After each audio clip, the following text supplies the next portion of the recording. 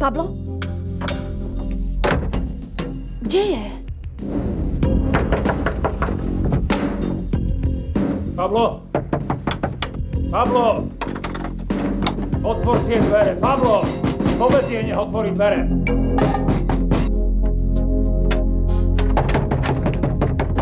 Pablo! Nie, teraz tam ísť nemôžeš. Pusť ma! Nie, je zamknuté, čo nevidíš? Pablo teraz odpočíva a potrebuje pokoj. Nemôžeš tam ísť. Odkiaľ máš ten kľúč. Prečo mi nedáš pokoj? Chcem to Pusť počuť! ma, neťahaj ma za tú ruku, lebo mi ešte ublížiš. Odkiaľ máš ten kľúč? Máš takisto kľúč od mojej izby. Ideš na to rýchlo. Keď ti to nevyšlo s jedným z bohatej rodiny, tak to skúšaš s druhým. Vieš, čo si? Ja ti nerozumiem. Si obyčajná prospechárka. A pekne prefíkaná. Ide ti len o to, ako sa zbaviť tejto zástery, ktorá ti nevonia. Myslíš si, že si viac ako obyčajná slúžka. A aby si to dosiahla, si schopná všetkého. Už tomu rozumieš? Myslíš to vážne? Naozaj si to myslíš? So mnou nebudeš takto hovoriť. So mnou nie. A teraz sa mi ospravedlň. Nie. Ospravedlň sa. Nie. Ospravedlň sa, lebo inak... Nie. Lebo inak čo? Mama? Inak čo? Odíď ale rýchlo, dobre? A buď vďačná mojej svokre, že ťa nevyhodím. Keby záležalo na mne. Ja som nikomu neurobila nič zlé, ale... Vy všetci sa ku mne správate, ako keby som bola zlodejka alebo prostitútka. Chceš povedať, že nie si?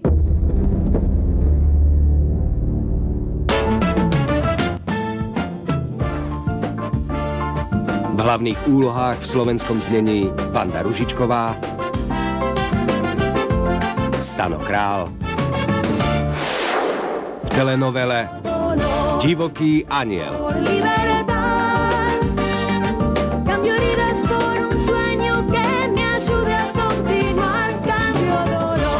Scenár